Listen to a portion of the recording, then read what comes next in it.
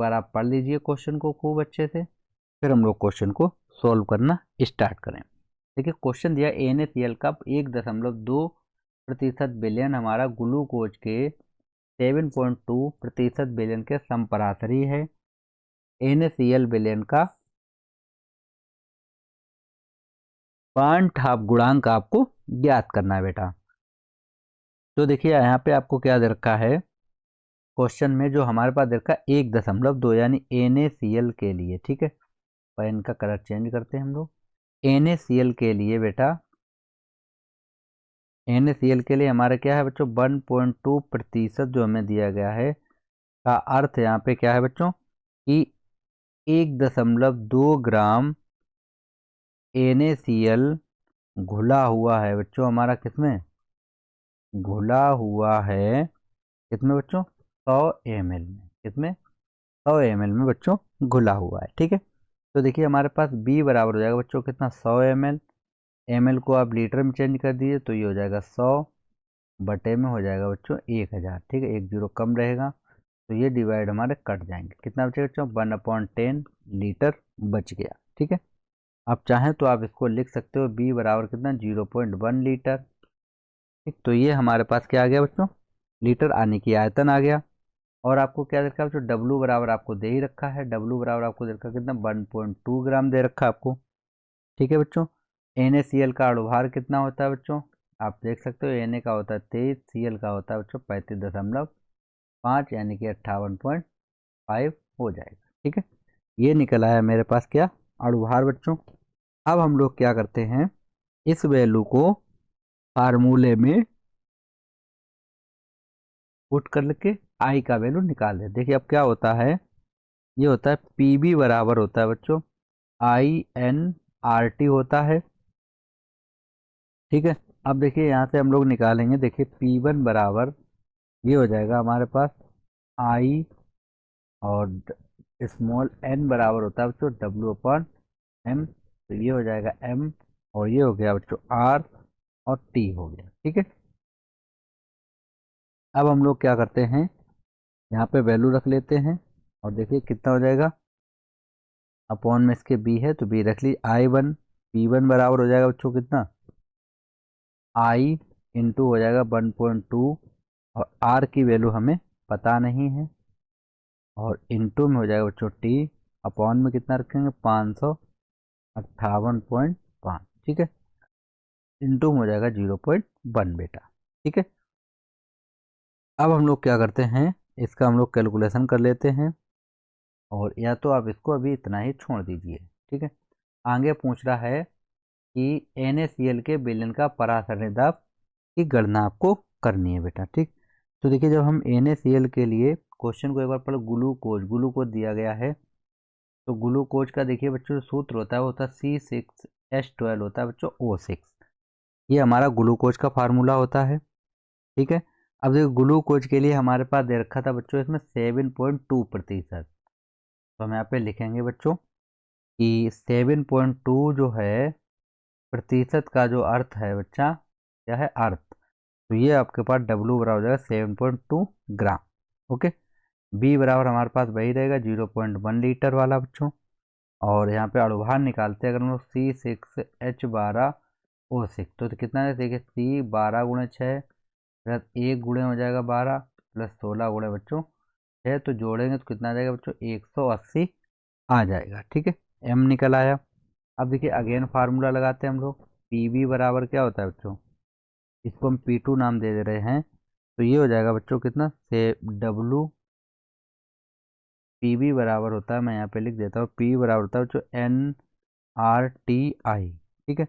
अब देखिए Pb हमारे पास एक दिया गया था, तो P2 बराबर हो जाएगा बच्चों भार बटे अणुभार, इंटू हो जाएगा RT/B, और इंटू में आ जाएगा बच्चों I, ओके।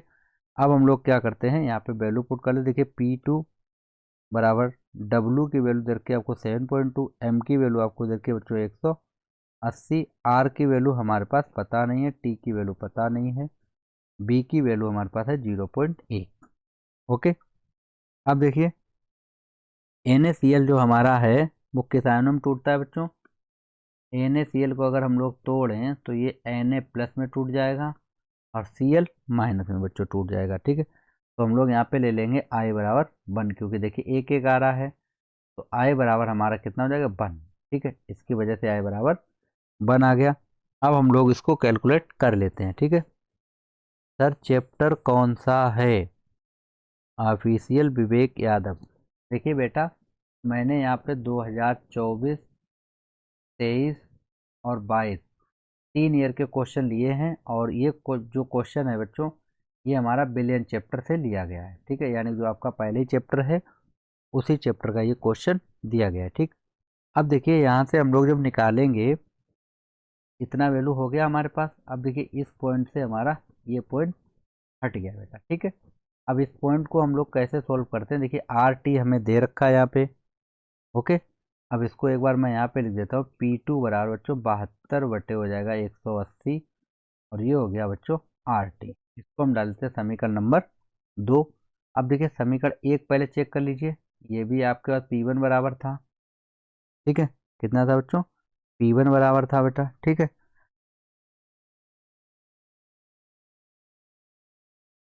अब बिलियन हमारा क्वेश्चन में ही गिवन है बच्चों। बिलियन कैसा है हमारा? समपराशरी। तो समपराशरी में बच्चों P1 बराबर हो जाएगा P2 हमारा हो जाएगा। ठीक है, तो यहाँ पे हम लोग लिख लेते हैं P1 बराबर कितना हो जाएगा बच्चों? P1 बराबर हो जाएगा बच्चों P2।